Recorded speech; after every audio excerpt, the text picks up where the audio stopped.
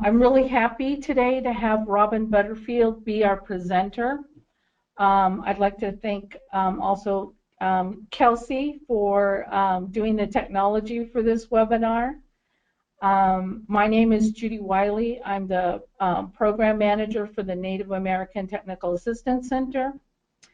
And at this point, I'd like to go ahead and get started with a brief introductory to Robin Butterfield. This workshop is targeted to assist parent centers and others that provide outreach to Native American families that have kids with disabilities. So we know it's going to be really informative, particularly to those parent centers that may not have reservations, but definitely have Title VI programs in their state.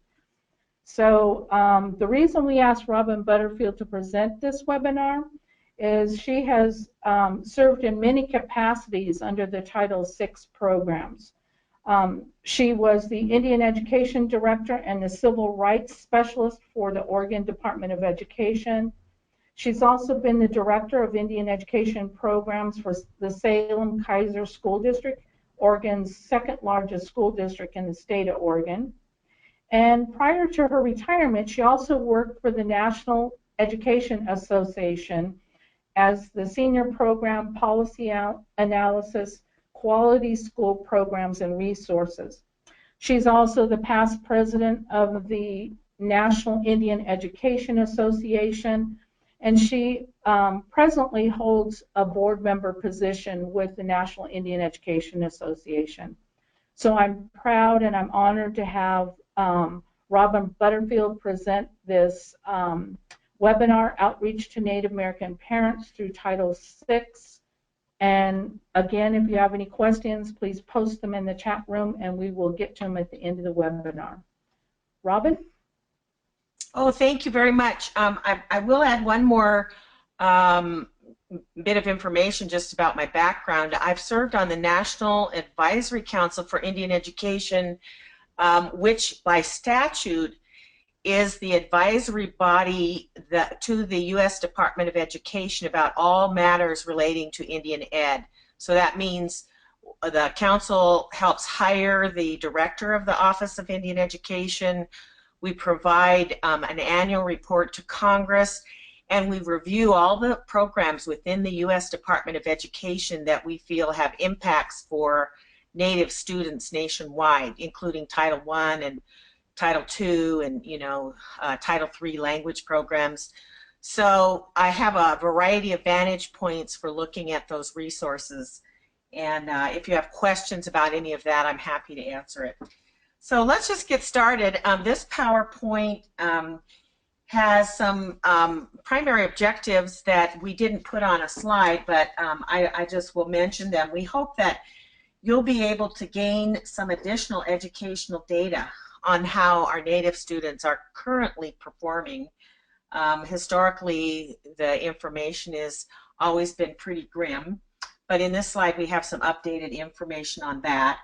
We also want you to begin to be able to identify some strategies that would help you in parent outreach and engagement, and using this resource called Title VI through the Office of Indian Education specifically, because it's just a natural fit for parent centers and basically anybody who's trying to gain access to Native communities through school districts, because it operates through your LEA, your Local Education Association. Agency, I should say, not associate, agency. Number three, we'd like you to be able to understand some of the reasons why this federal program was created and how it is actually unique in terms of its status from other federal programs, because it fulfills a trust responsibility between the federal government and tribal people due to their long history of treaties and the recognition of sovereignty. We do have a couple of new documents that have gone up on our site that deal specifically with sovereignty, which we're going to do a whole new webinar on that down the road. But this funding source is a result of sovereignty. And then finally, we'd like to make sure that you have some suggestions for how to specifically collaborate with these Title VI programs, because they're a wonderful ally for your parent center. Next slide. So we would like in this presentation to cover sort of some key outreach questions, to suggest how you might use Title VI. We're planning to talk a little bit about the Act itself in terms of why it was created and what it provides. We're also going to talk about, as I said, why it is unique, and then sort of identify some of the shifts in focus that it's had over time. So the legislative changes, each time it's reauthorized, included some things and disregarded others, services that might have been there. So in general, we want to describe the services that are with the program, and then finally help you with, so what does that mean to you? You know, how can you utilize the program? Next slide.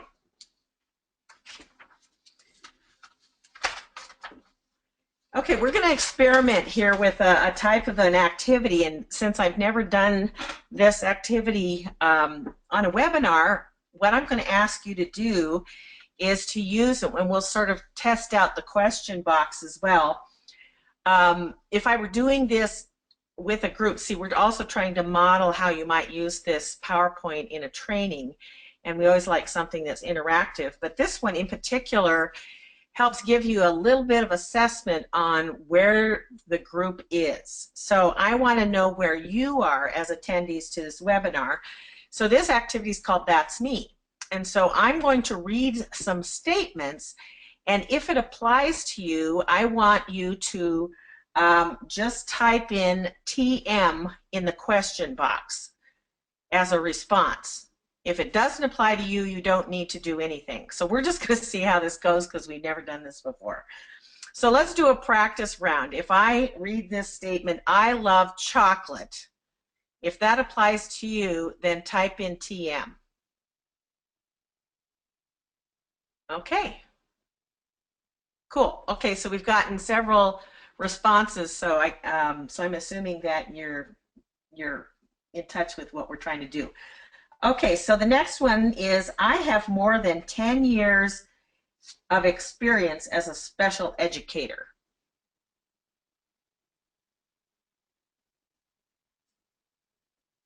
Okay, I can see what's happening here. It doesn't erase what's on there before.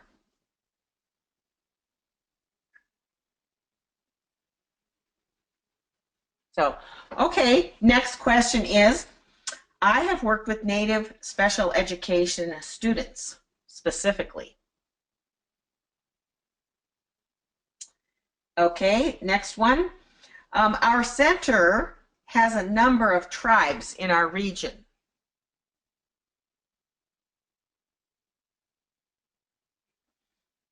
Next question or statement, I have provided training to Native parents already.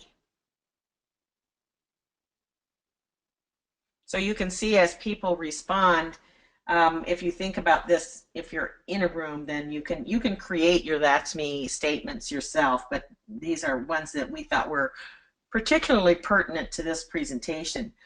The next one is, I have participated in a tribal community event. That could be anything from a powwow, a sports event, a cultural gathering, maybe an native arts show or demonstration, a native rodeo, anything under that one. Okay, next statement is, I know what Title VI provides, but need more information. And then the last one, I always end with this one, is, I came here eager to learn. So Robin, yeah. The participants can't see, but there were 2 people that responded to your last one, your last question. Okay. Okay, so what I would suggest is that we take away all of the responses to this activity now so that we have room for the questions later. I don't know how you deal with that, so we'll just move on to the next slide. Next slide.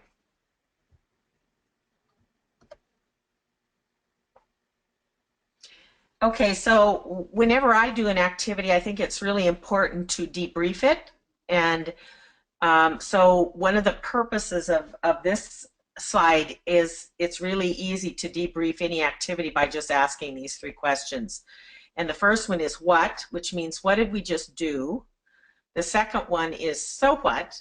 That is basically why did we do that? And the third one, now what, is, where do we go to from here? So it's a good series of three reflective questions, and maybe you already use these, but I, as a trainer, think it's really important to have people make meaning for themselves. I have my own objectives, but people often get out of presentations different things that I may have even intended, and it's a good important place to start the conversation. And so this one, the whole purpose of the That's Me activity is to sort of assess where people are as you begin with the topic, and also to gain information on who's in the room. What is their previous experience in multiple ways. So I asked questions in this one that dealt with people's understanding of special education, working with parents, knowing their community, knowing how many tribes there are, what are those tribes. I mean, I could have come up with, other questions, but because of the topic, I try to tailor the That's Me questions to the topic that I'm going into in the presentation. So I think that's, in general, what we're hoping to find out. And it's interesting that even asking people, sometimes with adults, when you ask the what question, I'll say, what did we just do? And people will look at you like, well, we just answered some questions. And it's it should be a chance for people to express their own experience. And what people get out of what you just did is really interesting to hear the diversity of responses. So it may seem like an obvious question, but it's a good place for people to start to talk. So I always include that for that reason. And then the now what on an activity is also important because we want people to start thinking about, well, how are we going to use this information? What's in it for me, kind of. So anyway, that's just a little bit of trainer talk on an activity that can be expanded a great deal depending on how much time you want to take on it, or it can be used as just a very quick who's in the room, what do they know kind of an activity. Next slide. So in this presentation, of course, working cross-culturally, we always need to be reminded of this saying, is that we don't see things as they are. We see them as we are. And I could get into a real long conversation about politics currently and what we call, the alternative facts kind of thing. But it's a good reminder that in training, especially in working with parents, we need to be open to letting their voices in the room and hearing how they see things, because our perspective on things is always going to be filtered through us, our own lens. So it's just a good reminder quote. Next slide. So another reminder slide, and this is just one of my favorite quotes in general, is this one by Paulo Freire, because it reminds us that education as an institution has been used for very specific purposes, and historically, in all instances with Indigenous people, it is not a neutral process. It isn't a neutral process for anyone, but specifically for Indigenous people, it was used as the primary vehicle for change, trying to change sort of the whole cultural experience of an entire group of people. And in many ways, it's had a very negative history. And if you attended our webinar just overviewing, parent engagement in Indian education, you got more of the specifics. But I think it's really important to keep that in mind, that sometimes wearing the hat of an educator, stepping into a community, means that you aren't perceived as we're here to help. I mean, in some instances, yes, but because of the historical backdrop, there's suspicion. And so if we're aware of that, then we know that as individuals going into that community, we have a responsibility, first of all, to create a relationship. And that relationship starts with how we interact with the community, because people are always watching us. So I love this quote that, you know, education in its positive sense can be that practice of freedom, meaning that we are helping people deal creatively and critically with their own reality and discovering how they can participate in the world more effectively. Next slide. So this slide just sort of backs us up and actually pushes us forward, because even though this was a quote from 1744 from an Indian elder, it also suggests to us why the Indian Education Act was created. Because the education process originally was seen in such a foreign light of transforming individuals to the point where they were unrecognizable as tribal community members. When they came back, they were so different that the tribal people didn't know them. And so we are now, you know, moving forward in time, trying to create individuals who understand where they come from and also understand tools and resources that they can use to support their tribe in its ability to be fully functioning and supportive of its people. And even as individuals who know how to both maintain their cultural heritage and work productively in a contemporary society. So it's just a very good quote to remind us sort of where education came from, but where a lot of Native people still see it. You know, is the education supportive of who we are and where we come from? Next slide.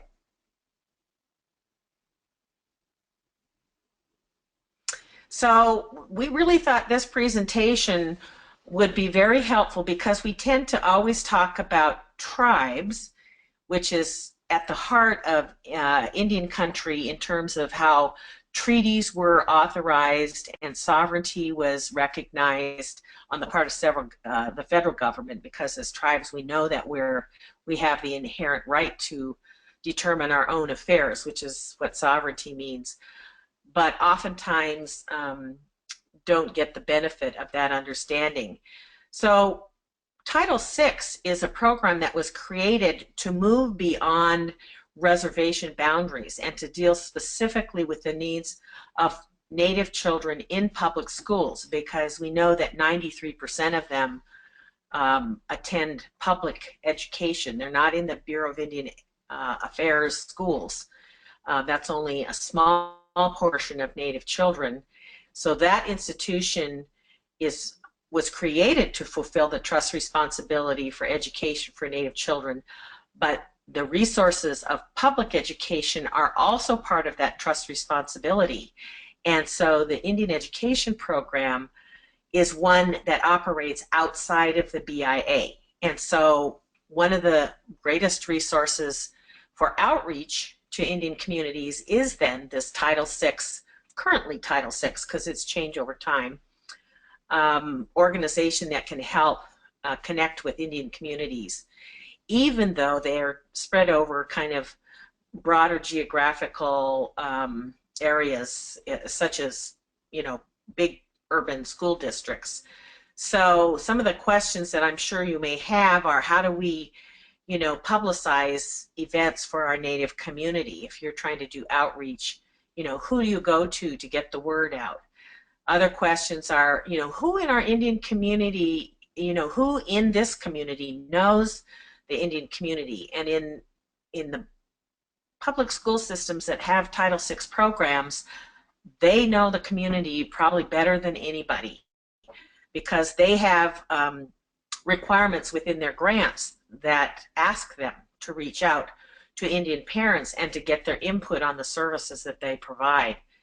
who might have a history with the Native students in the school. Again, since this program has been in operation since 1972, 73, or whenever the school district decided to go and get the grant, because it's an entitlement grant based on the number of Native students they have, who would know those students the best? It would be the Title VI program, and who might be able to give some of that history. Again, the people from the community and that program specifically, many of which have newsletters that they put out that can provide, a documentation of issues going back for years if they have them in their files. So who can be called on to serve as an advocate for Native parents and those specifically with students with special needs? That's the Title VI staff. I sat in on a number of IEP meetings and tried to support parents who were struggling with issues about how to be heard in those meetings and to know better what their resources were and their rights were. So Title VI can answer every one of these questions, and it's a wonderful resource connected specifically to public schools. Next slide.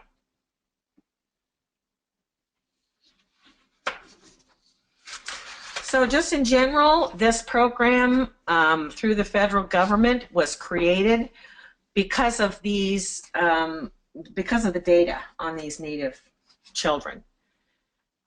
Unfortunately, we still have, too many suspended from school, who are not achieving well as they go through school.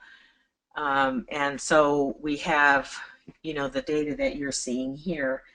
But one of the things that I think is also important to remember is that our Native parents and families have always cherished their children, and they've sent them off now willingly to schools. In the historical past, children were taken from their parents and sent to schools. But parents today send their children to schools expecting that the school knows best.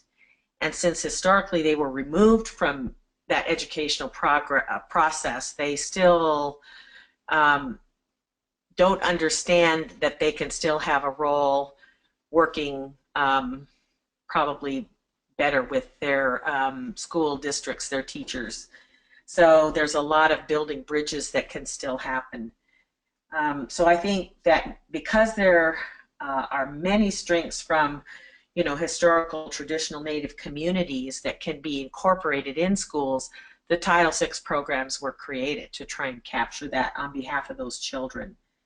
And it's important that to remember that many Native communities, still have that remnant resistance to seeing school as a positive. So that may come into effect by not enforcing student attendance, by not knowing how to help kids with homework, by not knowing how to talk to educators. All of those things would be wonderful topics for parent workshops. I think that was asked in another webinar that we had. And so some of the examples of sort of the, I'm trying to say sort of the remnants of tribal systems deal with family constellations, and those still operate even when those families are living in large urban centers. And I'll give you just one quick example. In my tribe, the uncles are supposed to be disciplinarians. And so when your uncle shows up at the house, that's the individual who might reprimand you for something. So, those cultural nuances are operating behind the scenes that schools may not be aware of, and being able to understand that those are still there is a suggestion that, our kids, our Native kids, are dealing with two different value systems and trying to reconcile those, some which may support formal schooling, others which by just behaviors may not support formal schooling by reinforcing the things that educators think parents should be doing. So I think it's just important to remember some of those kinds of things. And it's also looking at student statistics in particular. We've known for quite a while that our Native students are often overrepresented in special education just because of their cultural differences. Next slide. And this is one specifically to look at in terms of data on students with disabilities. And American Indian Alaska Native males in particular seem to be receiving more harsh disciplinary behavior, especially with special ed, but overall in general. And I won't get into a lot of background on this, but there was a wonderful book that was written called Sisters in the Blood that I reviewed quite a few years ago, which looked at the dynamic of why American Indian females were dropping out of school in higher numbers than American Indian males. And it dealt with why was that the case when with so many other ethnic minority communities it was just the reverse, that boys were dropping out in greater numbers than girls.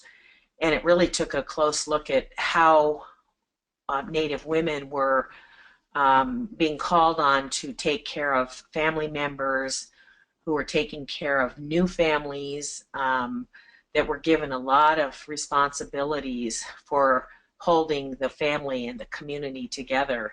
And that pressure caused them to not be able to focus on being in school.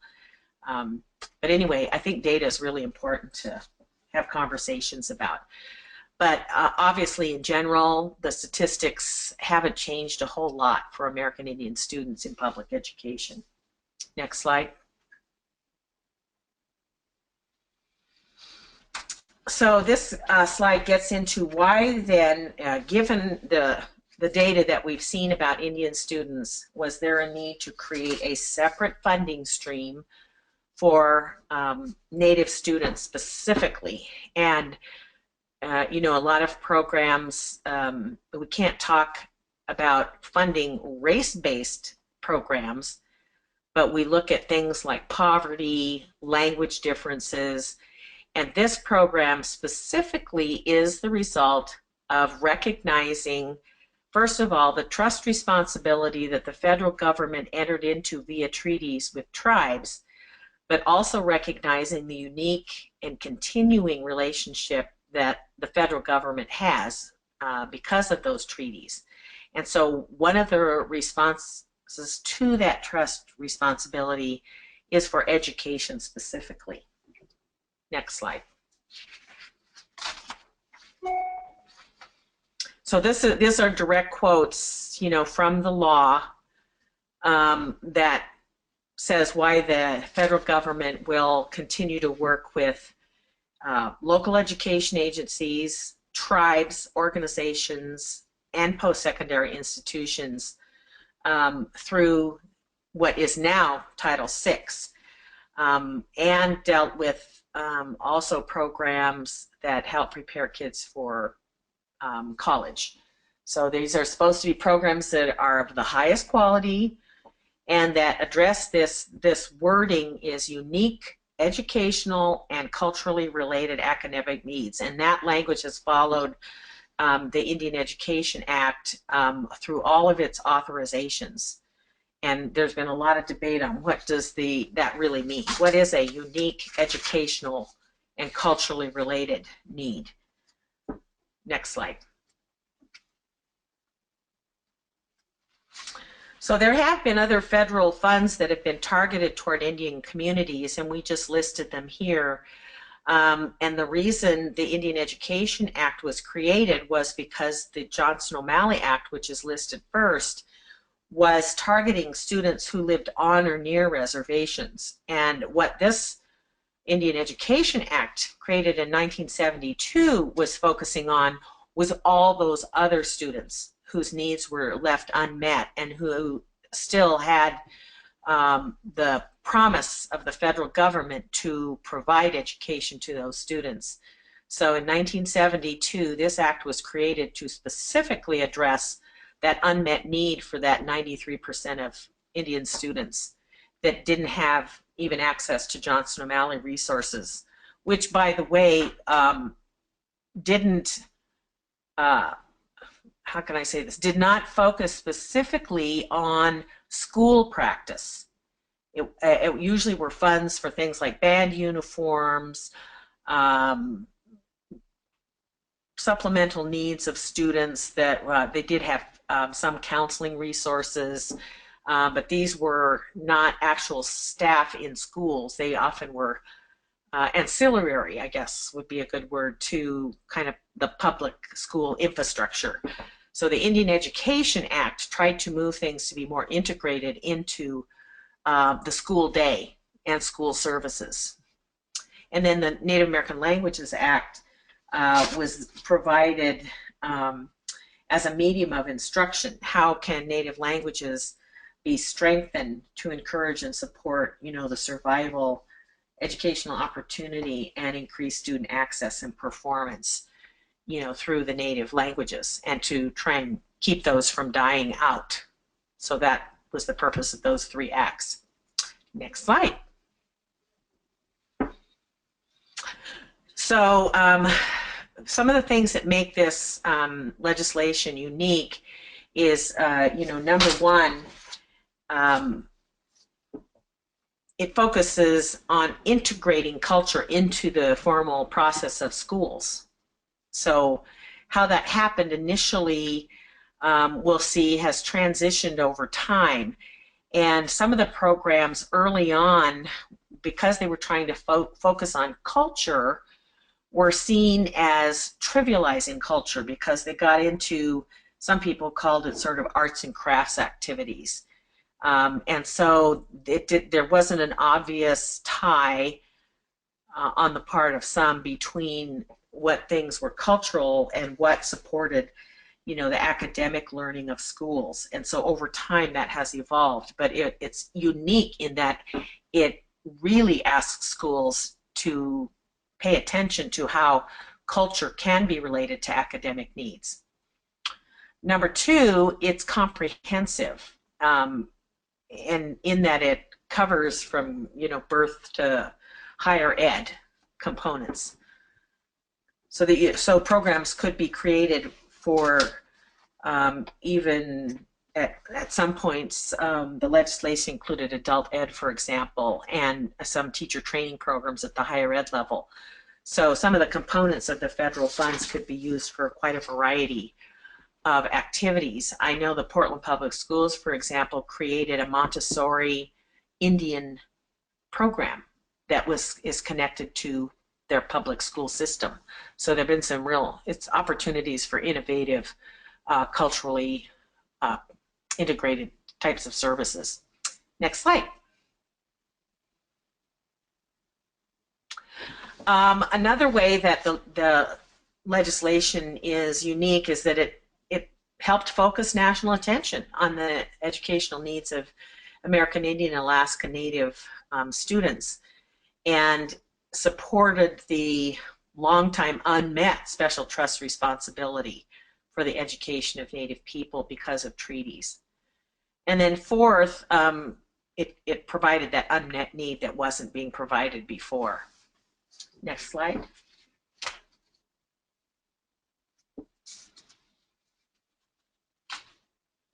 So this slide is giving you just a little bit of background information, because it included both formula grants and competitive grants. And the formula grants, and those of you who work with special education can probably appreciate the fact that the funds that go into Title VI are minuscule compared to other federal funding streams for schooling. If you look at the per capita amount, and I'm trying to remember, I know it's in Oregon for the formula grants, it used to be, and this is, I haven't been at the State Department for about 20 years or better, but it was something like $132 per student. And these programs get just a tiny little bit of money to try and impact the lives of Native students in public schools. You know, compare that to, you know, thousands of dollars for special ed services, or even Title III, I think gets some, you know, pretty substantial dollars to try and make a difference for students with language differences. So, so the formula grants, though, were created to be applied for directly by a local education agency, a school district, to address the needs of Native students. And if you have 10 or more Native students, you can apply for a grant. Some districts don't apply because they feel like it's too much work for too little money. And so there are communities that have Native students that don't have the benefits of Title VI. So some of these things that are bulleted on this slide show ways in which this funding stream has changed over time. So when it was originally created, there were teacher training programs included, and there were fellowships for Native students seeking to become teachers. Now there are teacher training components that go directly to institutions, not to students themselves. So they still do fund, on a very limited basis, some competitive programs for teacher training that are seeking to take Native people and, you know, move them through the cycle of what it takes to become a teacher.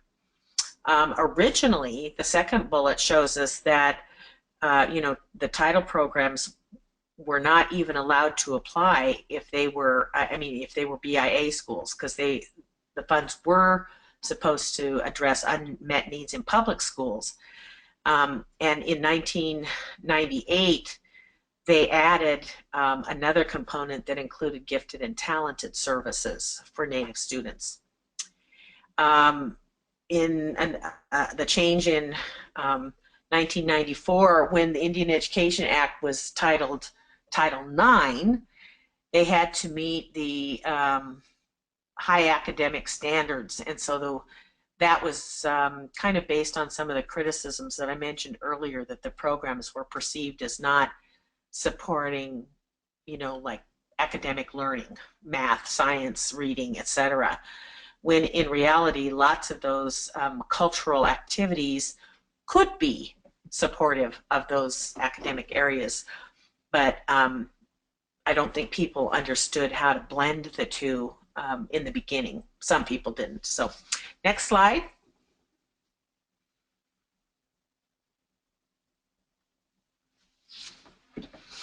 So we put this slide in because it was focusing on, you know, ESEA. Now we're ESSA.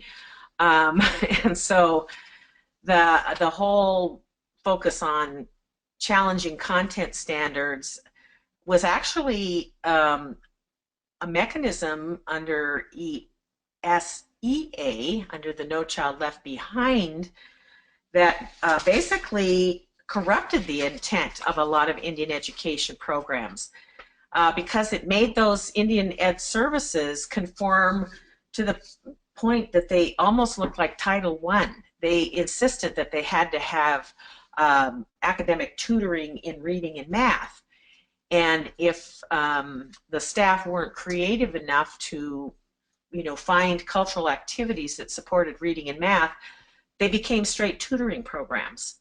And there was a lot of resistance in Indian country about that requirement in the No Child Left Behind Act that made them feel that that act specifically was not supportive of Indian education.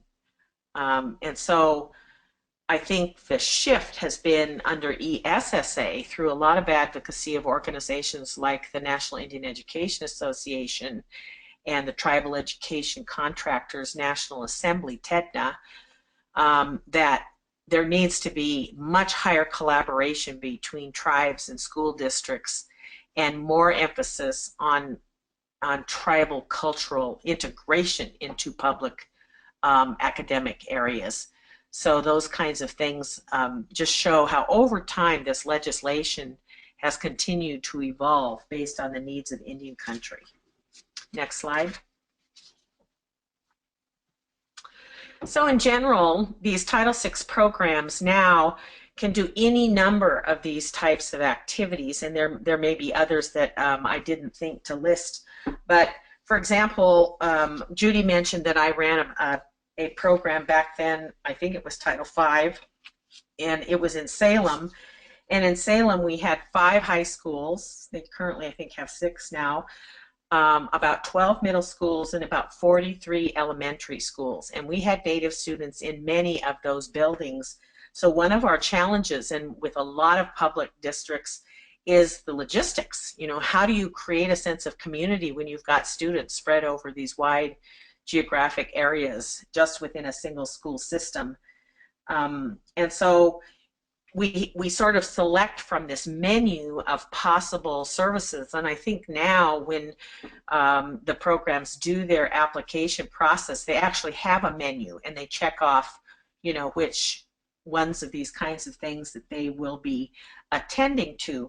So in my case, my program, we had cultural activities and cultural resources. So we weren't strong on the counseling, although we did have staff that went out to schools when Native students were in trouble and actually met directly with them and then met with their parents and tried to get them back on track. I went into schools and tried to get, for example, a couple of students from one family who'd missed almost 2 months of school and get them back on track by talking to their school counseling department. We have, in my program, we had dropout strategies, which basically coordinated with the one right across, which was a Native Youth Leadership Program. And we got kids involved in a full day class once a month for about 5 months that basically turned kids' attitudes around about the importance of doing well in school and understanding what being part of a community meant. And all of the activities that we did were sort of community, culturally based activities. We had a newsletter, and most of the programs have newsletters that go out regularly to parents, either monthly or bi-monthly. Create a calendar of events, like there is always on the Title VI agenda a regular parent meeting. It's usually once a month. It's in the evening after school. There's always attention to child care, so the parents can, you know, help advise the program. The parent committee is supposed to sign off on the grant and the focus of the grant. So they're more than advisory. They're supposed to be kind of between policy and not running the program, but to have a very strong input into the program that exists. We also had transition strategies in terms of moving, this is you know, an educational term, but helping, one of the services that my program provided was helping move our middle school students into high school by creating a sense of community for them with other students that were already in the high school. So it became not really a mentoring program, but a program where kids started to feel like they weren't isolated in a big urban high school. And we had lots of tutoring. Tutoring has been a long-standing component of most of these programs. But just a variety of activities. Many of the ones in Oregon I'm aware of held, you know, week-long summer camps where they could really get into the environment and expose kids to cultural practices, you know, that way. So in Oregon, I think we have around 21 to 26 Title VI programs, and the number varies every year based on what I described earlier, the district's willingness to enter into the grant process and have somebody that will manage it and run the programs. So some years they apply and some years they don't apply.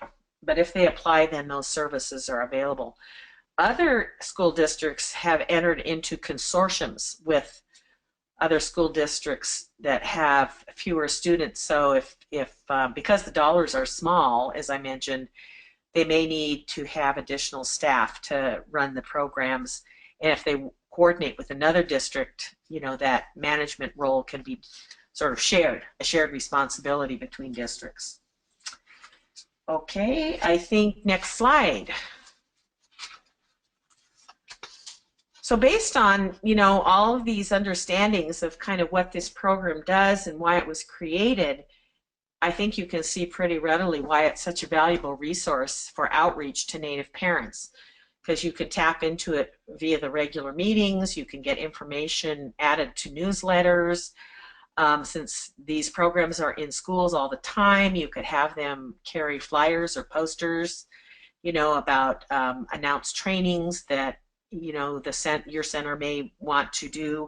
I went into middle schools and high schools all the time, and I had a very specific program poster. So I was kind of marketing my program and services at the schools.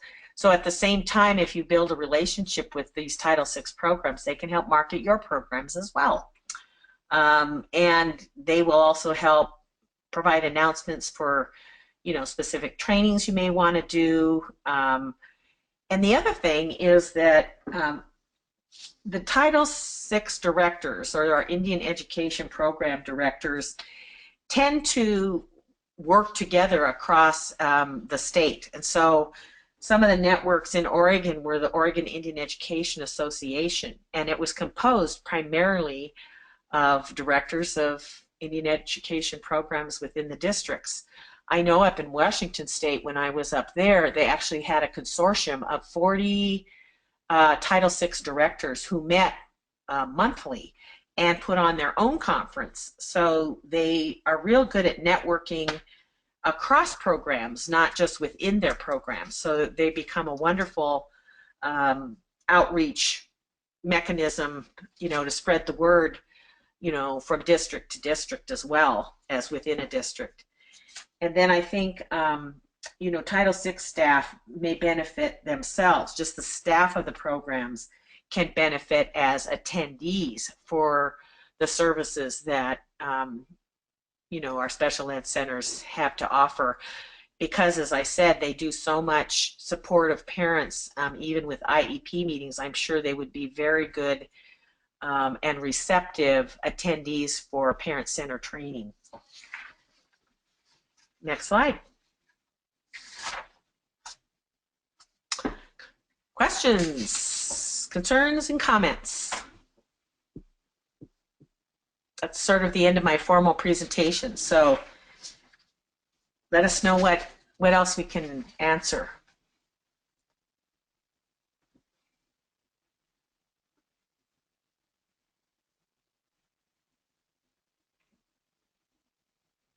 Judy, are you getting any questions? No, we don't. I think you answered everything, Robin. You were too thorough. I do want to refer people to the handout section. We have 2 handouts posted. Of course, the PowerPoint is posted for you there. And an important element of reaching out to Title VI programs is the state Indian education directors. So we have an updated, as of October 2016, list of all the state Indian education directors in your state, if there is one in your state. So I would refer to the handouts there. Also, if you go to the website, the NAPTAC website, we do have the handout that goes along with this PowerPoint that you can download, share with people in your office, and make sure that if there's any information other than that you need from us, we're there to provide any resources or outreach efforts that you may want to engage in. We would be happy to help you in that. But no, we didn't have any questions. So we'll give you a chance to download the handouts. Again, this state Indian education directors list is recently updated.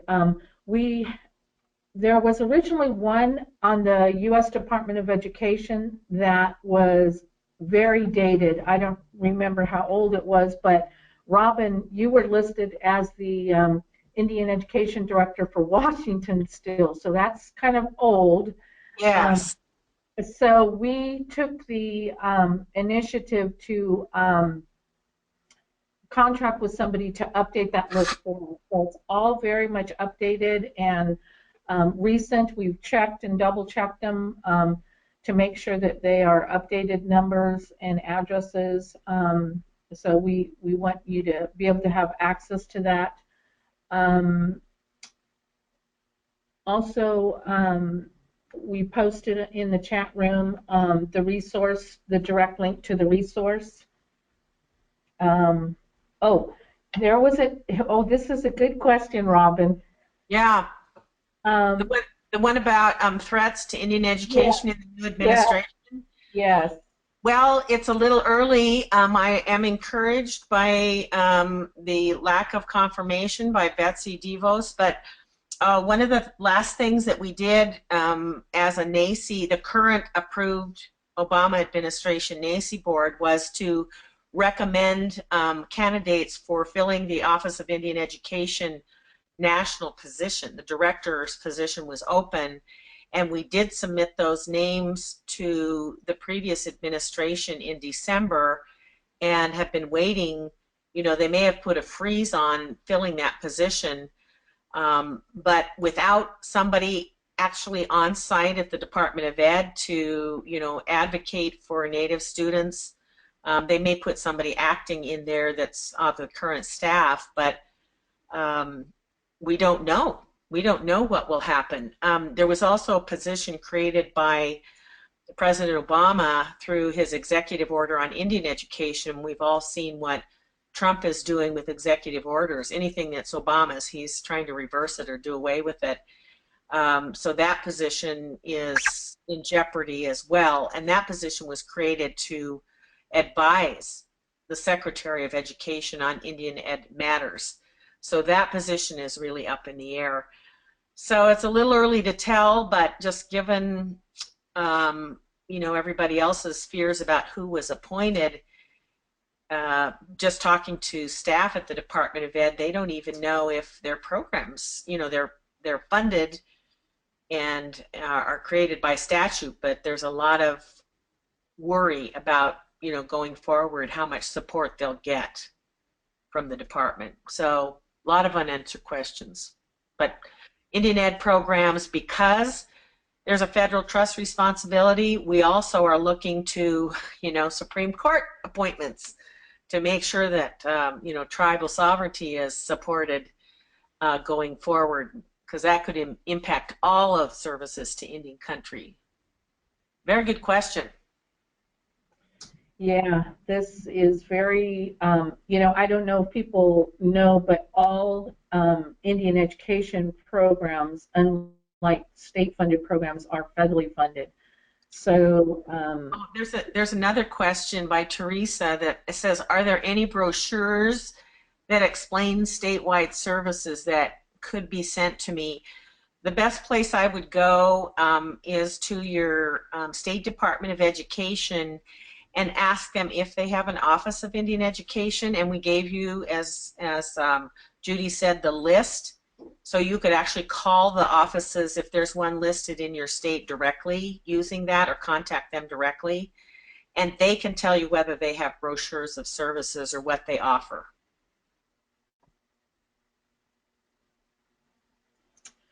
okay.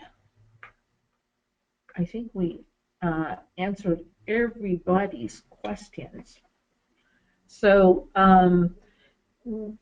this is, as far as I am concerned, we could do like 3 webinars on Title VI programs. So thank you, Robin, for covering this topic that could go on forever. But like I said, if you go to our website, we do have resources there for you.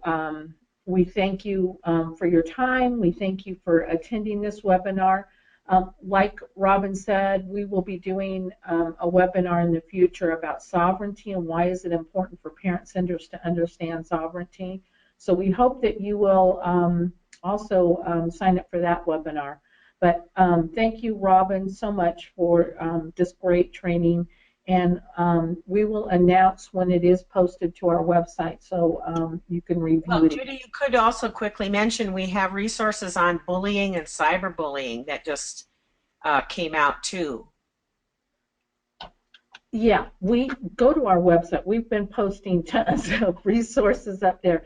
Cyberbullying and bullying is another topic that is, especially in this, I'm sorry, but this political climate, it's really important that some of our Native students are targeted for bullying, especially if they're in urban areas. So make sure you go to our website. We have tons of resources, and stay in touch.